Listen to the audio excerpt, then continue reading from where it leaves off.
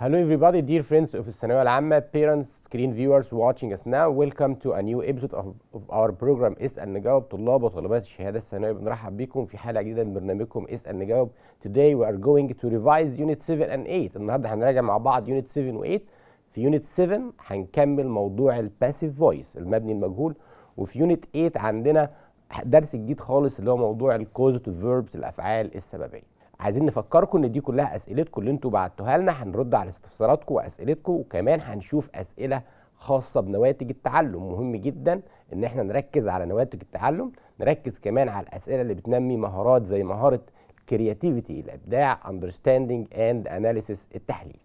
نبدا مع بعض الاسئله بتاعتنا بالجنرال questions، اسئله عامه general exercise.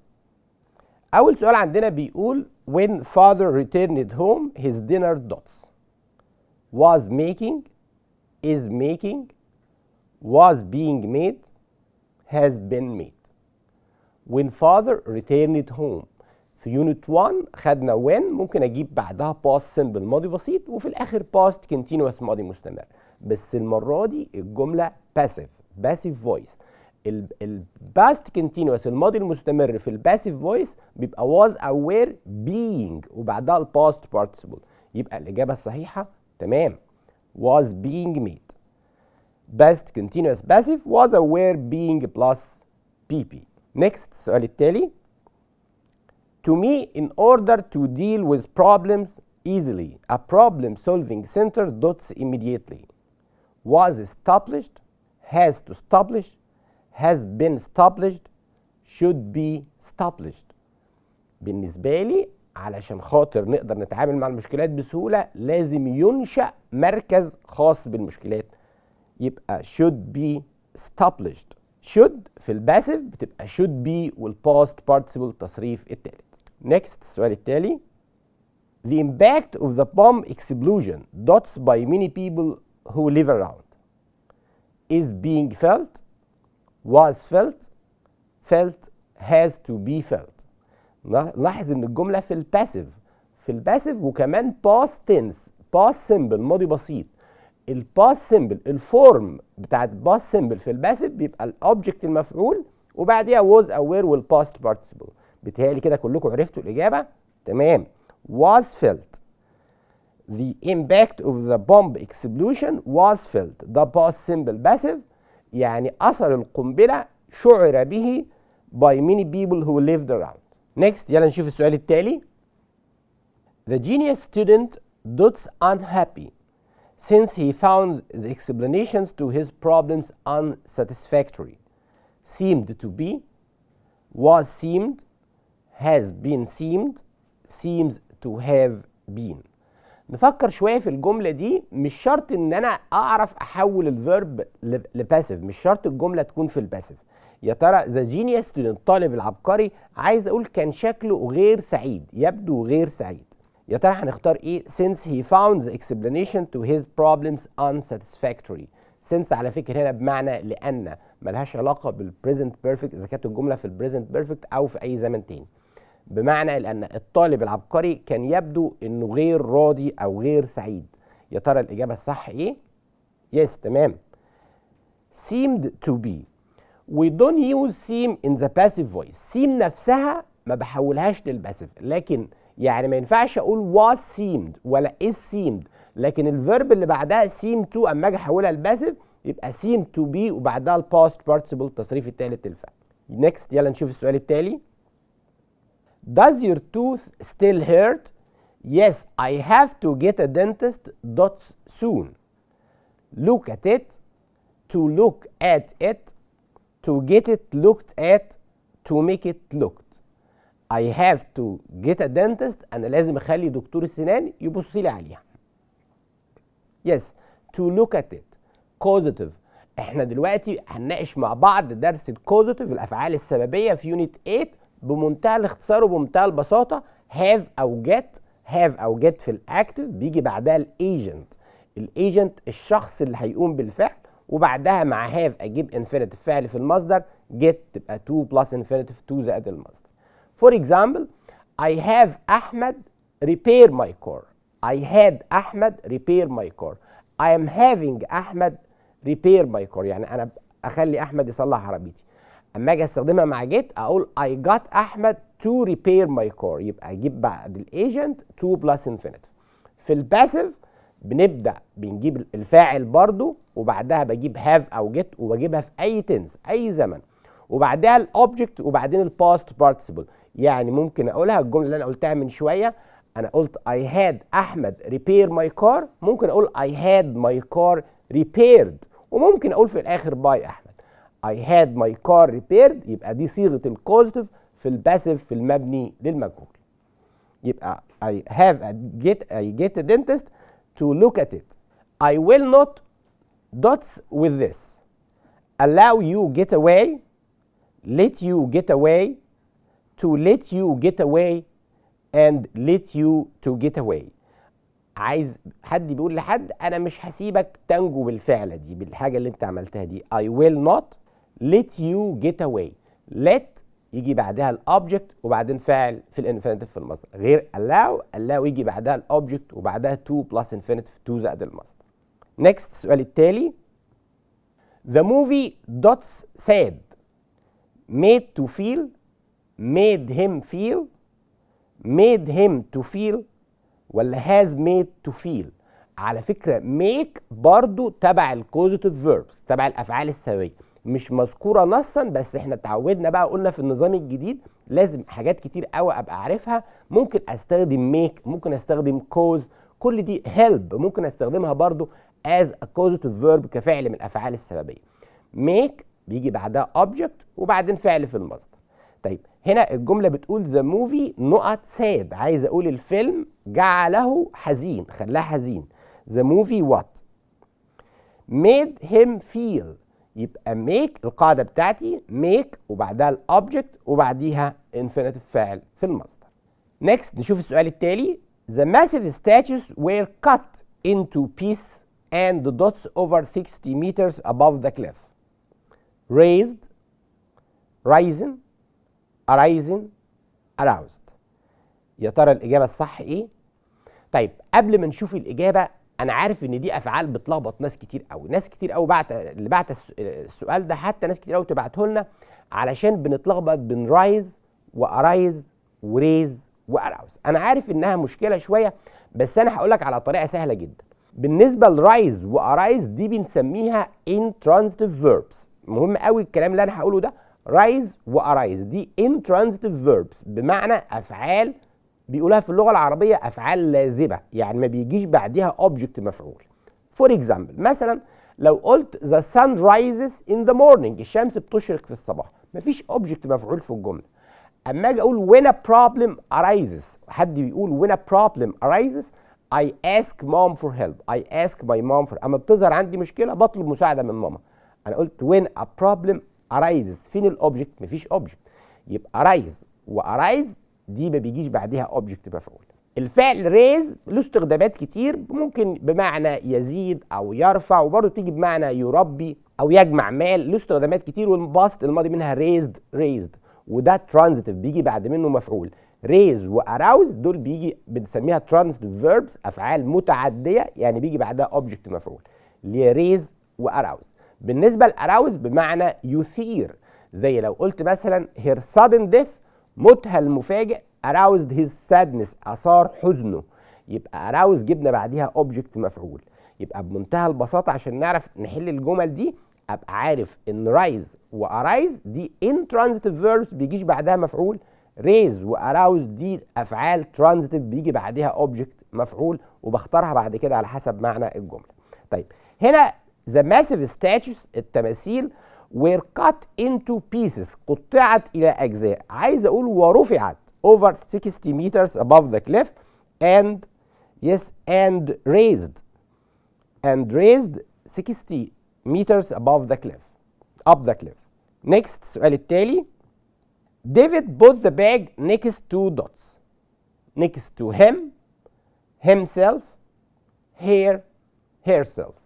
David put the bag وضع الشنطة next to himself، صح؟ في ناس كتير عايزة تقول himself، لا هي next to him next to him. طيب preposition of place حرف الجر الخاص بالمكان اللي هو next to in on under، كل حروف الجر الخاصة بالمكان بنجيب بعديها object pronoun ضمير مفعول. ما ينفعش اجيب بعديها reflexive pronoun. يعني ما ينفعش اقول next to himself next to herself، لا مفيش كده، لا اقول next to him next to her. الpreposition of place حروف الجر الخاصة بالمكان aren't followed by reflexive pronoun، ما بيجيش بعدها reflexive pronoun ضمير من الضمائر المنعكسة. نشوف السؤال اللي بعديه. Are they going to paint the kitchen themselves؟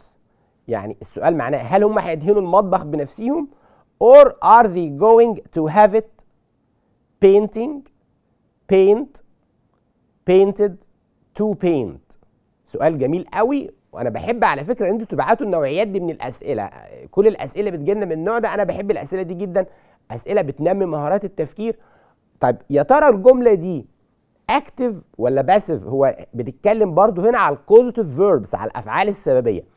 I'm going to have it، يا ترى it دي اقول عليها agent؟ هي المطبخ هيدهن نفسه؟ لا طبعا، يبقى it دي object مفعول. يبقى الاجابه to have it painted. Causative passive voice have object plus past participle.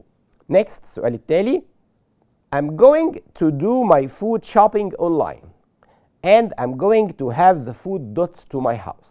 حد يقول انا هعمل الشوبينج الطعام بتاعي من على الاونلاين والاكل هيجي لي البيت.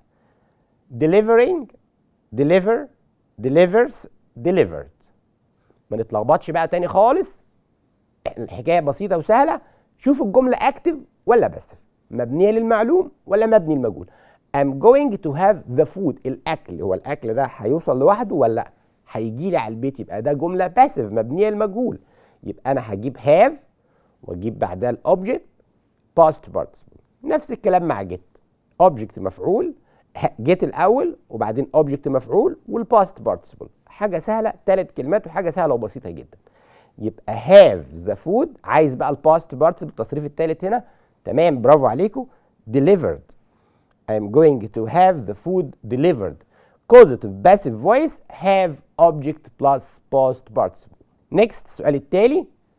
before the meeting the manager always gets the reports. قبل الاجتماع المدير بيخلي التقارير تكتب.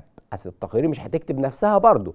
مهم قوي ان انا اعرف اترجم الجمله. اصل التقرير هو المفروض ان في الجمله الاكتف المبني المعلوم جيت يجي بعدها نائب الفاعل وبعدين تو زائد المصدر. هنا ممكن الناس تغلط، وانا عارف ان اللي باعت السؤال ده طبعا متلخبط بين تو تايب او تايب. لا، التقرير مش هتكتب نفسها، ده هتتكتب. يبقى دي جمله باسيف، يبقى get the reports typed. next نشوف السؤال التالي. the car shouldn't be parked there so the police will have it. العربيه المفروض ما تتركنش هنا، يبقى البوليس هيعمل فيها ايه؟ will have it sold bought removed or stolen. البوليس هيزيلها، كلمه يزيل removed. will have it removed. we're eating in a restaurant tonight because my parents got the kitchen painted. احنا هنتغدى في المطعم النهارده لان والدي بيدهنوا المطبخ. بس ناخد بالنا ده causative verbs، افعال سببيه، بمعنى هم مش هيدهنوا المطبخ بنفسهم، لا، يبقى ده فعل من الافعال السببيه. بس هنا بقى هترجع لموضوع التنس، زمن الجمله. يا ترى اقول have ولا were having are having ولا has؟ شوف التنس الاساسي بتاع الجمله ايه. زمن الجمله في الاول are eating present continuous مضارع مستمر، يبقى برضو have هتبقى are having present continuous برضو مضارع مستمر. they are having my parents are having the kitchen painted. next نشوف السؤال التالي. Peter is going to the stadium. Peter رايح الاستاد this afternoon. let's get him dot some tickets for new week's match. buy to buy buying bought. انا على فكره السؤال ده مبعوت لنا هنا في الحلقه وفي ناس كتير قوي سالتني عليه برضو. انا مش شايف ان في مشكله let's وبعدها get. مفيش قبل get فاعل، مفيش مشكله عادي. ايه المشكله؟ get يبقى هتجيب بعديها برضو الايجنت مره تانية نائب الفعل، الشخص اللي هيقوم بالفعل، وبعدها هتجيب بعد get to زائد المصدر. يبقى let's get him to buy some tickets for the next week's match. يلا نشوف مع بعض دلوقتي مع أسئلة تنمي مهارات التفكير to improve your thinking skills. بتنمي مهارات التفكير عندنا مهارات لازم نشتغل عليها طول الفترة الجاية، زي مهارة الاندرستاندينج الفهم، كرياتيفيتي الإبداع، أناليسيس التحليل. دي حاجات كلها لازم اشتغل عليها طول الفترة الجاية، أحل نوعيات من الأسئلة دي. دايما في حلقاتنا في برنامج اسأل نجاوب هتلاقي معانا أسئلة من النوعيات دي، زمايلكم باعتينها لنا، واحنا كمان بنضيف عليها مجموعة من الأسئلة علشان قبل الامتحان تبقى متعود ومتدرب على مختلف النوعيات دي من الأسئلة. يلا مع بعض نشوف أسئلة thinking skills. أسئلة التفكير أسئلة مهمة جدا لازم اشتغل عليها زي ما قلنا الفترة الجاية، أسئلة thinking skills. يلا نشوف أول سؤال مع بعض بيقول إيه. Improve your thinking skills. I think that man. أول سؤال عندنا بيقول I think that man needs dots. He killed 2 people in the past because he was driving drunk, and this time he killed 4 for the same reason. This man needs. الراجل ده قتل 4 قبل كده. He needs what? Needs execute, to be executed, to be executing, to have executed. What is the right choice here? الإجابة الصح يا ترى إيه هنا؟ need. after need أما أجي أستخدم need في الباسيف أجيب بعدها إيه يا ترى؟ أجيب بعدها to have executed ولا to be executed؟ yes تمام. to be executed يحتاج أن يعدم because he killed 2 people in the past. قتل 4 قبل كده and this time he killed 4 for the same reason. next يلا نشوف السؤال التالي. He's known to dots for mafia for a long time. He's known to worked, be worked, have been working, or have worked. He's known to. يا ترى الإجابة الصح إيه؟ He's known to. طيب علشان نفهم السؤال الناس اللي بعت لنا السؤال ده، علشان نفهم السؤال ده في بعض الأفعال اللي هي زي say, think, know, understand. الكلمات دي اما باجي احولها لباسيف في طريقه ليها ان انا ممكن اقول it's said that واكمل جملتي، it's known that واكمل جملتي، it's believed that واكمل الجمله. وفي طريقه ثانيه ان انا ابدا بفاعل الجمله الثانيه. الجمله دي لو عايز تفهمها كويس رجعها لاصلها. الجمله دي كانت ايه؟ الجمله دي في الاكتف people know. الناس عارفه that he has worked for mafia. الناس عارفه انه اشتغل مع المافيا فور ا لونج تايم. مره تانية لو كتبت الجمله اللي بقولها دي هتعرف احنا هنا هنختار ايه. people know. الناس عارفه that he has worked for mafia for a long time. فتره طويله اشتغل مع المافيا فتره طويله. اما اجي احولها لباسيف هبدا بفاعل الجمله الثانيه اللي هي هي. تمام. الجمله في البريزنت يبقى he's known to. الجمله بعدها has worked هخليها to have worked. to have worked for mafia. يبقى اساس الجمله كانت present perfect he has worked، او حتى كانت past simple ماضي بسيط he worked. كده لما اجي احولها لباسيف يبقى to have worked for mafia for a long time. يبقى الاجابه الصح he's known to have worked for mafia for a long time. next السؤال التالي. he doesn't speak in order to speak. حد بيقول هو مش بيتكلم لمجرد الكلام. his advice نصيحته نقط attention when he speaks. نصيحته يجب أن تعطى اهتماما. might pay, could have paid, should have paid, must be paid. نوعيات دي من الأسئلة زي ما قلنا في ناس هتقول أول مرة نشوفها. مهم قوي إن أنا أتدرب على الحاجات دي، أتدرب على الحاجات اللي أول مرة أشوفها دي وأعرف هجاوبها إزاي. دايما أسئلتنا هتلاقوا فيها أسئلة الثينكينج بالذات هتلاقوا فيها حاجات جديدة أول مرة بنشوفها بتنمي مهارات التفكير عندنا. يا ترى الإجابة الصح إيه؟ his advice نصيحته دي جملة باسيف، يبقى الإجابة الصحيحة المفروض تكون تمام excellent. must be paid attention. نصيحته يجب أن يهتم بها must be paid. next نشوف السؤال التالي. My mom made me take out the garbage. ماما خلتني take out the garbage أخرج القمامة. She not me to do it. نفكر شوية، موضوع مختلف المرة دي. احنا بنتكلم هنا على الكوزيتيف فيرب، درسنا كلنا الكوزيتيف فيربس، بس حد فيكم في معنى الكوزيتيف فيربس، معنى الافعال السببيه. يعني انا لما استخدم جيت يبقى معناها ايه؟ طب لو انا استخدمت هاف، لو الجمله دي فيها هاف هيبقى معناها ايه؟ حد فكر في الموضوع ده قبل كده؟ انا عارف ان دي فكره جديده، مهم قوي ان انا اعرفها ومهم قوي ان انا اتعلمها. The meaning of causative verbs، معنى الافعال السببيه. When I use have، لما بستخدم have this means that I ask someone، ان انا بطلب من حد to do something، ان يعمل شيء معين. او I pay someone، زي مثلا لما اجي اقول I had my hair cut.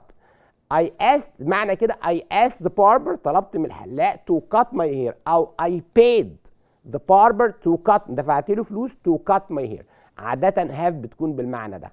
طيب اما بقى استخدم فعل من الافعال السببيه زي get، الجمله هنا فيها made. get بتساوي persuade، يقنع، لكن الجمله المره دي فيها made. ماما جعلتني take out the garbage، ده معناه ايه يا ترى؟ yes forced، she forced me to do it. يبقى make بمعنى force، يجبر. لو كانت الجمله فيها make كنت هختار persuade، يقنع. لو الجمله كان فيها let كنت هختار allow، يسمح. يبقى نكتب الكلام ده ونتعلمه. انا عارف ان في بعض الناس هتستغرب الحاجات دي جديده بالنسبه لها، مهم قوي ان انا اتعلمها. let equals to give permission، let بتساوي give permission او allow، يسمح. get بتساوي persuade، يقنع. make اللي موجوده في الجمله بتساوي force، يجبر. get زي ما قلنا بتساوي persuade. يلا نكمل نشوف the next question. Oliver Twist dots in the 18th century was a great success. Oliver Twist اللي نشرت، فكر في معنى الجملة كده، نشرت في القرن ال 18 was a great success، حققت نجاح كبير. came out، published، which was come out. يا ترى الإجابة الصح إيه؟ نفكر مع بعض كده وما نستعجلش. حد هيقول طب ما which was come out باسف، جمله باسف مبنيه المجهول، صح ان انا اقول which was come out؟ لا طبعا. Oliver Twist published in the 18th century was a great success. فيها فكره جديده، الجمله فيها فكره جديده. وزميلك اللي بعت السؤال ده كان عايز يقول ان الاجابه which was come out، بس هي خطا، المفروض الاجابه published. طب ليه؟ come out فيرب ما بيتحولش الباسيف، ما بيتحولش المبني المجهول. يعني انا عايز اقول الجريده صدرت، اقول the magazine was published، او the magazine came out من غير was، لان come out ما بتتحولش الباسيف. باكد على المعلومه دي تاني، come out بمعنى يصدر او ينشر، دي ما بتتحولش الباسيف. مفيش في الانجليش حاجه اسمها which was come out او was come out، ده فعل ما بيتحولش الباسيف. يبقى الجمله دي، طب حد هيقول لي طب هي published ازاي؟ درسنا في يونت 3 الريلاتيف بروناونز زي which، يعني الجمله دي اصلها اوليفر تويست which was published، يعني اوليفر تويست which was published التي نشرت. خدتوا بقى انتوا حضراتكم خدتوا في يونت 3 حالات حذف ضمائر الوصل، ممكن احذف ضمير الوصل which وممكن احذف was، هيتفضل بس published. يعني الجمله دي اصلها اوليفر تويست which was published، بس دي حاله من حالات حذف ضمائر الوصل في الجمله المبنيه للمجهول. اوكي، يلا نشوف السؤال التالي. انا عارف كل الاسئله فيها افكار جديده، بس ده حاجه حلوه مش وحشه. انا دايما نصيحتي للطلبه كلهم كل يوم نتعلم حاجه جديده. تعلم اي لغه لازم يكون كده. يلا نشوف السؤال اللي بعديه. I had my flat painted last month. This means that. ده معناه ايه يا ترى؟ اما اقول I had my flat painted، I had my flat painting، ولا I got my flat to paint، I got someone to paint my flat، I painted my flat myself. When I say، لما اقول I had my flat painted، يا ترى يبقى معناها ايه؟ I had my flat painting. نفكر كده مع بعض. انا بحاول اقرا لك الاجابات الاختيارات اكتر من مره، بديك فرصه تفكر انت في الاجابه. When I had my flat painted this means I got someone to paint my flat. ده معناه ان انا خليت شخص to paint my flat، يدهن لي الشقه. Because this is a causative verb، ده فعل من الافعال السببيه. For example هقول لك مثال تاني. اما اجي اقول I didn't mend the door، انا ما صلحتش الباب. I had someone mend it، انا خليت حد تاني يصلحه لي. او I didn't paint the flat. أنا ما دهنتش الشقة. I had it painted. I had it painted يعني أنا خليت حد دهن لي الشقة. أوكي؟ دلوقتي شفنا أسئلة الثينكينج، أسئلة كانت جميلة ومهمة وكلها أفكار كان زمايلكم باعتينها لنا على البرنامج، كان مهم قوي إن احنا نناقشها مع بعض. يلا نكمل بقية المراجعة بتاعتنا. مهم قوي إن احنا ناخد بالنا من الأسئلة اللي احنا راجعناها مع بعض دلوقتي. أسئلة الثينكينج دي أسئلة مهمة وأسئلة جديدة ولازم دايما نناقشها كتير. تعال نشوف مع بعض السؤال التالي بيقول إيه. They blamed nobody for their big loss. This exactly means blamed nobody يعني ما لاموش حد على الخسارة أو المشكلة اللي حصلت عندهم. Nobody was to blame for their big loss. Nobody was blamed for their big loss. Nobody has blamed for their big loss. يا ترى which one is the correct answer ولا A and B؟ ممكن نختار، ينفع نختار A and B. على فكرة الفيرب blame أحولها إزاي لباسف؟ فكر كده، أقول was blamed، nobody was blamed، ولا nobody was to blame، nobody has blamed. لا أكيد طبعا has blamed مش هتنفع خالص لأن الجملة دي باسف، يبقى nobody was to blame أو nobody was blamed. طب الاستراكشر إيه يا مستر هنا عشان أكتبها بقى عشان أنا ما كنتش عارفها؟ إن الفيرب blame أما أجي أحولها لباسف ممكن أقول was أو were blamed أو was أو were to blame، to زائد المصدر. أوكي؟ next نشوف السؤال التالي. Find the sentence with the same meaning. It is said that the government has introduced a new working act. بيقال إن الحكومة قدمت ورقة عمل. عايزين الجملة with the same meaning. الجملة من دي تدينا نفس المعنى. The government is said to have introduced a new working act. It is said that the government has been introduced a new working act. The government said that. الحكومة قالت it has introduced a new working act. It is said that a new working act has been introduced to the government. It is said that a new working act will be introduced by the government. احنا عندنا 5 choices، 5 اختيارات. هو ممكن اتسأل يجي لي 5 اختيارات؟ لازم دايما اتدرب على اي حاجه. ده ممكن يكون احيانا يسالك which 2 answers are correct، ايه الاجابتين الصح، which 2 answers are wrong، ايه الاجابتين الخطا. لازم اتعود على مختلف نوعيات من الاسئله. النظام الجديد للثانويه العامه لازم اشتغل على الحاجات دي كلها. يا ترى هنا اقول it is said that the government has introduced a new working act. which one gives the same meaning؟ أنهي جملة بتدي نفس المعنى هنا؟ نفكر مع بعض كلنا. Yes, the government is said to have introduced a new working act. الحكومة بيقال إنها قدمت ورقة عمل جديدة. طيب نفكر كده في الاختيارات كلها عشان أنا عارف إن في ناس دلوقتي بتتفرج علينا هيقول طب ما الاختيار بي ينفع. طب نشوفها مع بعض كده. الاختيار بي It is said that the government has been introduced. معنى الجملة الحكومة اللي تقدم لها ورقة العمل. لا مش هتنفع، ده الجملة بتقول إن الحكومة هي اللي قدمت. طيب الاختيار سي the government said that it has introduced. المعنى الاختيار سي الحكومة قالت، الحكومة ما قالتش، ده برضو معنى الجملة مش مظبوط. It is said that a new working act has been introduced to the government. ورقة عمل قدمت للحكومة، لا برضو معنى الجملة مش كده. يبقى هي الاختيار A the government is said to have introduced a new working act. لأن من شوية كنت بناقش معاكم الفيرب say في أسئلة thinking، كنت بقول إن say أما باجي أحولها ممكن أبدأ بفاعل الجملة الثانية اللي هي the government is said، وطالما الجملة في الباست يبقى أقول to have وبعديها الباست participle التصريف الثالث للفعل. next نشوف السؤال التالي. آية looked confused and didn't know what to do. آية شكلها مضطربة ومش عارفة تعمل إيه. confused here means confused معناها إيه؟ rise، puzzled، clear-headed. B and C. Which one is the right answer? Yes, puzzled.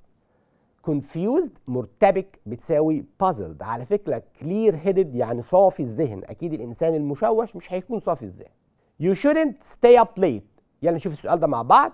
You shouldn't stay up late early to bed. على فكرة ده proverb، حكمة. عايزين نتعود كده الفترة الجاية هتلاقوني جايب لكم idioms، proverbs، حكم وأمثال، حاجات يعني احنا عايزين نتعلم اللغه من خلال الحاجات دي.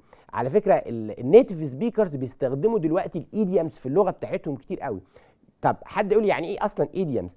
الايديومز ان احيانا بتلاقي العباره او الجمله ما بتترجمش literally، بتترجمش ترجمه حرفيه، بيبقى الكلمات لها معنى beyond its literal words، beyond the literal، ابعد من الكلمات المكتوبه نفسها. نشوف السؤال ده مع بعض. ده proverb، حكمه بتقول you shouldn't stay up late، ما تسهرش، early to bed، early to not makes man healthy wealthy and wise. yes early to rise، rise بمعنى ينهض، قولها في اللغة العربية الاستيقاظ المبكر بيجعل الإنسان سليم الصحة.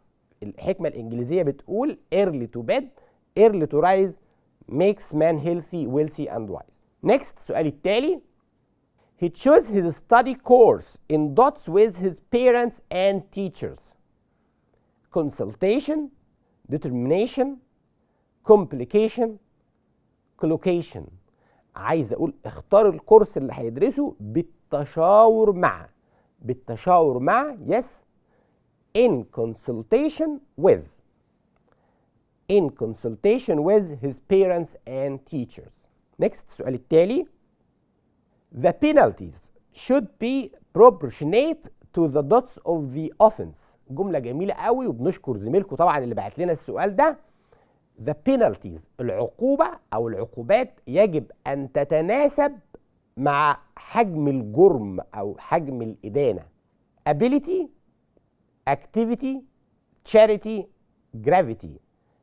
to the فداحة الجرم، to the gravity أو خطورة الجرم، to the gravity of the offense.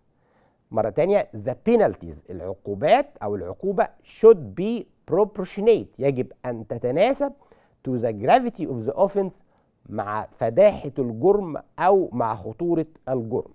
next السؤال التالي. the details of the crime horrified the nation. horrified here is an antonym of. horrified هنا مضاد ايه؟ ما ننساش دايما ان السينونيم ده المرادف، antonym المضاد او عكس الكلمة. عكس كلمة horrified، horrified بمعنى أرعب، عكسها ايه يا ترى؟ scared، frightened، assured. A and B. yes excellent. assured. horrified is an antonym of assured، عكسها assured طمأنة، يبقى scared رعبة أو horrified أرعبة، عكسها assured طمأنة. next السؤال التالي. in our school students are required to do simple experiments. do here means، do هنا معناها ايه؟ perform، carry out، make. A and B. can perform and carry out be answers? yes perform and carry out are both correct answers, so the answer is A and B. do مع كلمة experiments ممكن استخدم do أو perform أو carry out بمعنى يقوم بعمل تجربة. next السؤال التالي. you should check the plant for any dot signs of disease. impossible، incredible، admirable، visible. عايز بقول لحد لا شوف النبات ده لأي أثر مرئي لمرض، أي علامة مرض ظهر عليه. كلمة مرئي يا ترى إيه؟ impossible، incredible، admirable، visible. yes visible، visible signs of disease. على فكرة incredible بمعنى لا يصدق. next السؤال التالي. firefighters took 2 hours to dot the driver from the wreckage. على فكرة wreckage معناها الحطام، حد عمل حادثة بالعربية ورجال المطافي خدوا وقت على ما طلعوه من العربية. to release، please، destroy، both. which one is the correct answer? yes to release him، to release the driver. release بمعنى يحرر، لها استخدامات برضو. احنا قلنا في النظام الجديد لازم ابقى مطلع، لازم اقرا كتير، لازم اتعلم استخدامات جديده للكلمات. يعني ريليز هنا بناخدها بمعنى يحرر او يفك اسر. ريليز كمان maybe also mean to give out، احيانا بستخدمها بمعنى give out بيطلق. زي لو قلت مثلا plants release oxygen. هقول الجملة على بعضها. لو قلت مثلا plants take in carbon dioxide، النباتات بتمتص ثاني اكسيد الكربون and release oxygen، وتطلق الاكسجين. يبقى take in عكسها release، يطلق، بتساوي كمان كلمة give off. مهم قوي اكتب الحاجات دي كلها. release كمان خدناها بمعنى يطلق سراح. ممكن اقول he was released، هو اطلق سراحه after 3 years، بعد 3 سنين of imprisonment يعني 3 سنين عقوبة سجن. يبقى release بيطلق سراح. كمان release على فكرة press release بمعنى مؤتمر صحفي. I'm going to give a sentence. The sentence says the company didn't comment on the charges. الشركة ما علقتش على الاتهامات but they will issue a press release، لكن هم هيطلعوا بيان صحفي. press release بيان صحفي. قلت لكم استخدامات كتيرة قوي جميلة قوي لكلمة ريليز. يا ريت نكون كتبنا كل الحاجات دي. لازم اتعامل على ان دي لغة مش حفظ. احنا ما بنحفظش، لا بنتعلم ان دي لغة. لازم ابقى عارف ريليز امتى استخدمها بمعنى يطلق سراح، امتى استخدمها بمعنى يطلق غاز في الهواء، امتى استخدمها بمعنى مؤتمر صحفي او بيان صحفي. نيكست نكمل اسئلتنا. It's sometimes difficult to get a telephone dots in remote parts of the country. احيانا بيبقى صعب ان نوصل لاشاره تليفونيه. تليفون ساين، سموك، signature، signal. yes تليفون سيجنال، اشاره تليفونيه. next السؤال التالي. he had no dots of coronavirus infection. ما عندوش اثر في جسمه لفيروس كورونا او لعدوى كورونا. sign، smoke، signature، signal. yes he had no sign of coronavirus. sign بستخدمها بمعنى اثر. he had no sign of illness، ما عندوش اثر للمرض. sign على فكره برضو signal ممكن استخدمها بمعنى يعطي اشاره. يعني for example the driver didn't signal، السواق ما عملش اشاره before he turned right، قبل ما ياخد بعربيته يمين. signal بمعنى يعمل اشاره. next السؤال التالي. My sister is always clever at dot stories. She has a wide imagination. عندها خيال واسع. Giving up، taking up، making up and getting up. My sister is clever at، كلمة يؤلف. Yes is clever at making up stories، يعني شاطرة في تأليف القصص. هقول لكم برضو الفريزال فيربس، بعض الفريزال فيربس يا ريت نكتبها مع ميك اب بالذات عشان ما نتلخبطش فيها. انا في الحلقه اللي فاتت اتكلمنا عن تيك اون وتيك اوف، ازاي استخدم حروف الجر اون واوف مع تيك. دلوقتي مع ميك اب. ميك اب على فكره لها استخدامات كتير، يا ريت نكتب اللي هنقوله ده. ميك اب بمعنى يضع مكياج اللي هو الميك اب. فور اكزامبل she takes ages، حد بيشتكي بيقول هي بتاخد وقت طويل قوي to make up in the morning، اما بتيجي تعمل مكياج الصبح. ميك اب بمعنى يضع مكياج. ميك اب بمعنى يؤلف زي اللي خدناها في الجمله دي. ميك اب ستوريز بيألف قصص. ميك اب فور بمعنى يعوض، بس مش ميك اب بس، لا ميك اب فور. ميك اب فور بمعنى يعوض. nothing can او no money can make up for the loss of a child. مفيش فلوس الدنيا ما تعوضش فقدان طفل. ميك اب فور بمعنى يعوض. كمان ميك اب تو، make up to بمعنى ينافق، to hypocrite. For example some employees، بعض الموظفين make up to their bosses، بينافقوا رؤسائهم. يبقى make up to بمعنى ينافق. مهم قوي اكتب الحاجات دي، لازم اتعلمها كلها واقولها through sentences من خلال جمل. احنا زي ما قلنا بنعتمدش على الحفظ، لازم دايما اقول examples امثله علشان نفهم الاستخدامات الجديده للكلمات دي. يلا نشوف السؤال التالي. The training airplane has dual screens, keyboards, fans, controls. طيارة التدريب بتاعت الطيارين بيبقى فيها نظام تحكم مزدوج. نظام التحكم yes controls has dual controls. next السؤال التالي. Poverty is a more dots problem than pollution. Posing، blessing، pressing، missing. yes poverty is a more pressing، ملحة. الفقر مشكلة ملحة أكثر من التلوث. press. طيب تعالوا برضو نكتب الحاجات اللي هنقولها دي. press بمعنى يضغط، بريس الضغط، بريشر الضغط، بريس برضو بتدي معنى مؤتمر صحفي زي ما قلنا من شويه بريس كونفرنس. the company will issue a press conference او press release، بيان صحفي. كمان كلمه بريشر قلنا الضغط، في برضو من ضمن مشتقات الكلمه دي كلمه بريشر اللي هو الضغط نفسه. بريشرايزد مضغوط، حد مضغوط عنده ضغوط كتير اقول عليه بريشرايزد.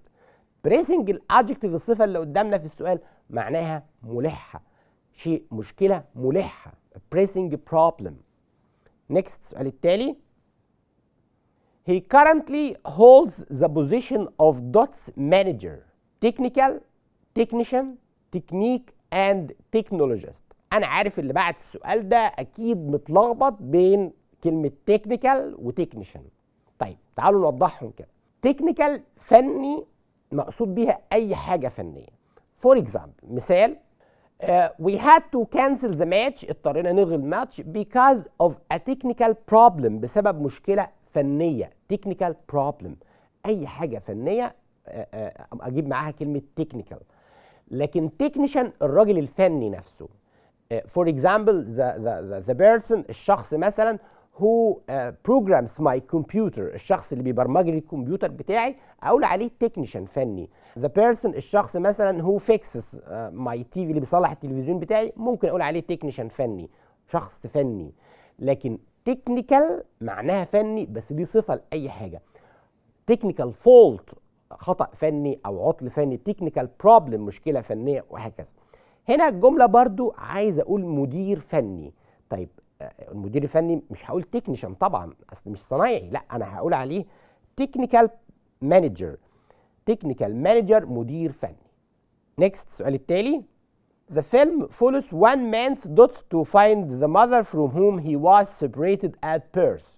الفيلم بيتبع ملحمة. احنا عند فكرة عندنا وحدة كاملة في الكتاب اللي هي ملحمة الفضائية، العنوان بتاعها Space What؟ Odysseys ولا Odyssey؟ Odds or Ideology؟ Yes، one man's Odyssey، ملحمة شخص، ملحمة بمعنى عمل بطولي أو عمل في مأساوي، something which is maybe tragic، حاجة ممكن تكون مأساوية إلى حد ما. نشوف السؤال التالي. He was a consultant dots by profession. ومحدش يستغرب لكلمة by profession. أنا عارف كل الأسئلة اللي معانا سواء أنتوا باعتينها أو الأسئلة اللي إحنا بنقدمها، كل سؤال هتلاقي فيه فكرة جديدة هتتعلمها. إحنا بنحب نشتغل على كده، بنحب نشتغل كل يوم على حاجة جديدة نتعلمها. باي بروفيشن، انا عارف ناس كتير قوي هتقول ايه باي بروفيشن دي. باي بروفيشن ده المهنه بتاعته. يعني مثلا اما اجي اقول I am a teacher by profession، انا مدرس بالمهنه، يعني هي مهنتي كده. he is a director، هو مخرج by profession. احمد is a mechanic by profession، يعني هو شغلته كده. تمام اوكي. a consultant what؟ استشاري، عايز اقول دكتور استشاري. a consultant yes a consultant physician. physician بمعنى طبيب استشاري. الاختيارات طبعا عندي physics اللي هي الفيزياء، physical، physicist and physician. yes a consultant physician دكتور استشاري. next السؤال التالي.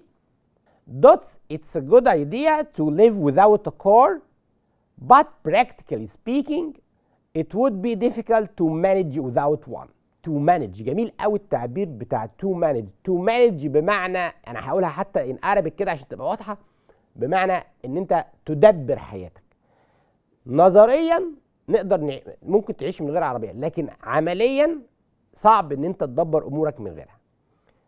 عايز بقى انا نظريا اقولها theory، theoretical، theoretically ولا with theory؟ عايز اقول نظريا، انا محتاج هنا adverb. يا ترى الاجابه الصحيحه ايه؟ تمام excellent. theoretically نظريا it's a good idea to live without a car but practically speaking it would be difficult to manage without one. على فكره theoretically بتساوي in theory، الاثنين معناهم نظريا والاثنين adverbs. Now let's discuss writing skills. في writing skills السنة دي طبعا مطلوب مني أعرف how to write an essay، إزاي أكتب essay، how to write a paragraph، إزاي أكتب paragraph، how to write an email، بداية إزاي أبدأ الإيميل بتاعي. انواع الاسايز، انواع الاساي تبقى ايه، كل الحاجات دي هنناقشها مع بعض من خلال الاسئله بتاعتنا. على فكره الرايتنج سكيلز بتشمل كل شيء، بتبقى خاصه بالجرامر، السبيلنج، punctuation marks and so on. تعال نشوف اول سؤال معانا بيقول ايه. Which of the following sentences has the perfect punctuation؟ اي جمله البنكتويشن بتاعها صحيح تماما. Our grocery list usually includes meat, eggs, cheese and milk. Our grocery list usually includes meat, eggs, cheese and milk. هنبص نلاقي الاربع اختيارات زي بعض، بس طبعا في فرق في البنكتويشن رولز، علامات الترقيم. بس اي جمله من الجمل دي صحيحه تماما من ناحيه البنكتويشن رولز او البنكتويشن ماركس. نفكر، انا هحاول اسيبها لك على الشاشه كده تبص كويس. هتلاقي مره في بعد كلمه انكلودز كوما، مره حط سيمي كولون اللي هي الكوما على فكره وفوقها نقطه، دي اسمها سيمي كولون ولها استخدامات هنقولها على حسب في السؤال بتاعها لما يجي سؤال عليها. وهتلاقي برضو مره في حط كويستشن مارك في اخر الجمله، ومره في كوما، ومره في فول ستوب نقطه. يا ترى which sentence، اي جمله من الجمل دي has the perfect punctuation marks؟ نفكر مع بعض. Yes, excellent. Our grocery list usually includes meat, eggs, cheese and milk. حد يقول لي طب ليه يا مستر؟ بعد كلمة includes بنحط الكولون، الكولون اللي هي النقطتين فوق بعض، لازم يبقى النقطتين فوق بعض. To start a list، عشان نبدأ ليست قائمة لازم يكون قبليها الكولون.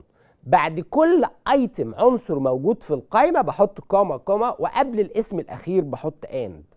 يعني تلاحظ هنا في الجملة meat بعدها كوما، eggs بعدها كوما، cheese and milk. دي كده تبقى جملة صحيحة تماما. زي لما انا اقول لك مثلا I met my friends، انا قابلت صحابي احمد، محمد، منى، نادر، فلان. افضل اعد اسماء كده، قبل الاسم الاخير احط and، قبل ما ابدا قائمه الاسماء دي احط الكولون، وبعد كل اسم بفصل بالكوما. نيكست نشوف السؤال التالي في الرايتنج سكيلز. I'll help you with your homework. What's I'll considered in this sentence؟ I'll دي بنقول عليها ايه؟ بنعتبرها ايه؟ a gerund, a contraction, a pronoun, all of the above. I'll بنسميها ايه في اللغة؟ اما اقول I'll help you, I'll go home, I'll eat eggs and so on. I'll دي بنسميها ايه يا ترى؟ Yes, it's a contraction. contraction بمعنى اختصار، لان دي اختصار I will. حد هيقول وانا لازم ابقى عارف الحاجات دي يا مستر؟ انا بكتبها على طول I'll بس مش عارف اسمها ايه. لا، نعرف اسمها contraction. contraction اختصار. next نشوف السؤال التالي. There are two main types of relative clause. في نوعين رئيسيين للrelative clause. relative clause اللي هي العبارات الموصولة. على فكرة أنا قدمتها قبل كده relative clause، العبارات الموصولة. العبارات الموصولة دي بنقسمها لنوعين. يا ترى إيه هما التو تايبس النوعين دول؟ simple and complex، ولا compound and complex، defining and modifying، ولا hard and harder؟ لازم ابقى عارف الريلاتيف كلوز اللي هي الادجكتيف كلوز، العباره الوصفيه اللي احنا درسناها في يونت 3. النوعين الاساسيين بتوعهم ايه يا ترى؟ يس تمام، defining and modifying. defining اللي هي بستخدمها بدون كوما، والموديفاينج اللي هي بيكون معاها الكوما. زي ما اجي اقول احمد who lives near me، احمد اللي عايش جنبنا او next door is a doctor. طبعا هنا انا مش محتاج كوما لان احمد اسم علم، لكن لما اجي اقول زمان who lives next door is a doctor، هنا لازم ما ينفعش ان انا احط كوما، لان زمان ده اسم غير معلوم او غير ما حدش يعرفه، اسم مجهول، فلازم هنا استخدم اللي هي بنقول عليها الايدنتيفاينج او الديفايننج adjective clause. Dear friends، أصدقائنا طلبة وطالبات الشهادة الثانوية، في حلقتنا النهاردة من إسأل نجاوب ناقشت معاكم بعض الأسئلة المهمة جدا اللي كانت جات لنا على البرنامج. قدمت لكم كمان مجموعة من أسئلة thinking، أسئلة which help us to improve our thinking skills, to create, to understand and to analyze. I enjoyed being with you today. Thank you for watching and see you next time.